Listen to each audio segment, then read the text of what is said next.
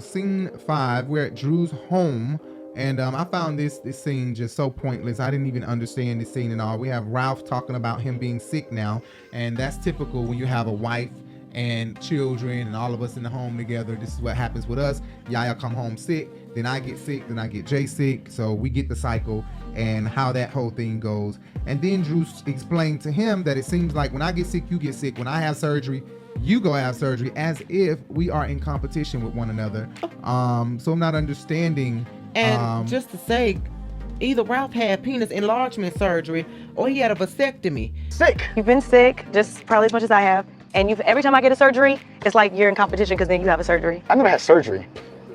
Ralph, you had throat surgery, eye surgery, and you had surgery. Oh, that part. And if he did have penis enlargement surgery, that would explain why we keep seeing this big dick in his pants. Right. I don't know what she meant by that. She said eye surgery and everything else, but what did she mean by that? I don't know. Maybe she should have just went on to say that, but she probably didn't want to reveal his medical, HIPAA around this bitch. But I have to say, when they did the little clip of Drew and Ralph, and she was talking about he had surgeries, and then she pointed down to his penis. I'm like, did Ralph get a penis surgery? Surgery. That's the other option. Should we call Drew? I literally just said your name. Well, that's crazy. So I'm doing speak on it right now. Oh, Lord. It's a funny question, though, and I had to ask it because I didn't feel like it wasn't enough information given. What's up? You said during you and Ralph talking, and then you implied his surgeries, and then you implied like he had surgery on the level below. So I'm like, what type of surgery was that, ma'am? And I feel like if you throw something out there like that, you need to kind of say what type of surgery it is. You about to get me in trouble.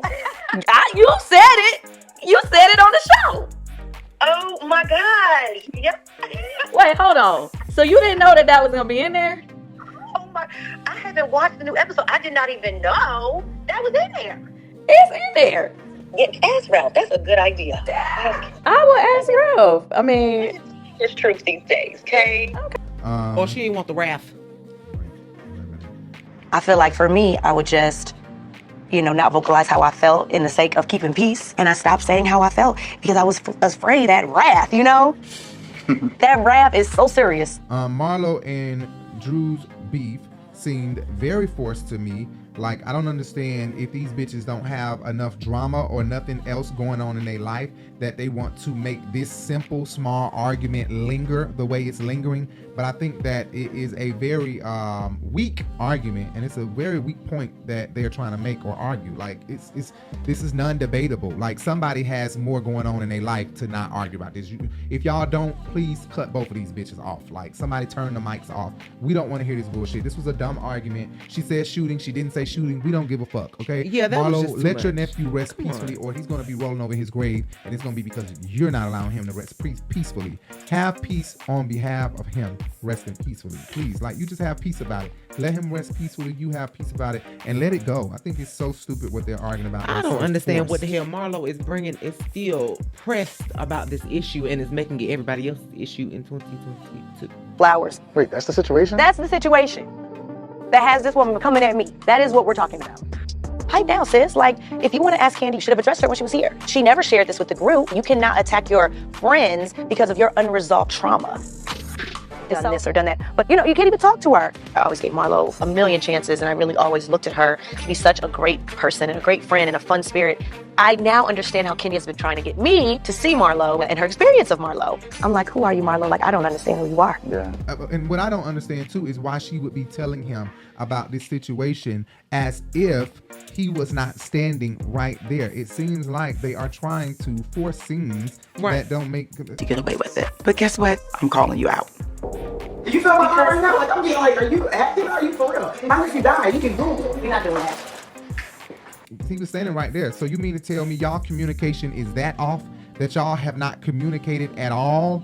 Right, no, it was just we want to get it on camera moment. Weeks later though, like, I don't understand that. Either this is why they divorced because they have no communication, or you're right, producers playing game and y'all have nothing else to put on camera, so y'all had them discuss this bullshit right here as if Ralph was not there and as if they didn't ride home together that night.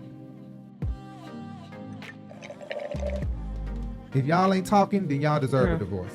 Anyway, Drew at the end of the scene was talking about, Marlo not wanting to go to events around Marlo. Marlo is a loose cannon. Cause and bitch, that Marlo is gonna Chicago make won't come her- at me. One thing you will not do, girl, is ever put your hands on me. The last bitch that grabbed me found her head rammed in a damn gate. Don't me, I'm from Chicago, bitch. Ralph said something like Todd said, which was when Todd said, "You'll never get an EGOT." He said Marlo will beat her. Like, I don't understand who you are. Yeah. Like, I really have to extend some self-control because it could go really left. She finna bring Chicago all the way out. Because, if you touch me or provoke me, I feel like I could beat your ass. They're gonna beat Marlo. Marlo a big one. You ain't never seen me fight. I'm from Chicago, bitch. I think I would have been kind of offended at that because you ain't gonna tell me Marlo. Marlo a big one. He said that bitch. Right. Marlo cannot be trusted as far as you can throw her. And you know the bitch is 6 feet tall and weighs 200 pounds. So yeah, she ain't going too far.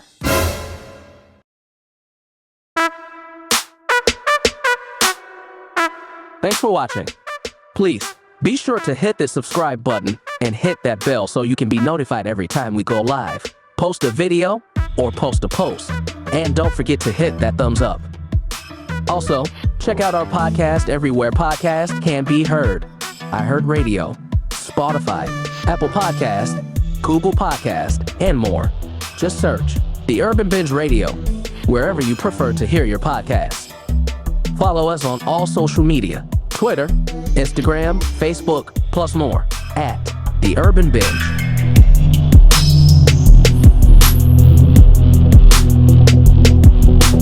Oh yeah, and don't forget to subscribe to both our channels, at RiBelTV and at RiBelTV2, for more exciting reviews, fun vlogs, short films, and more.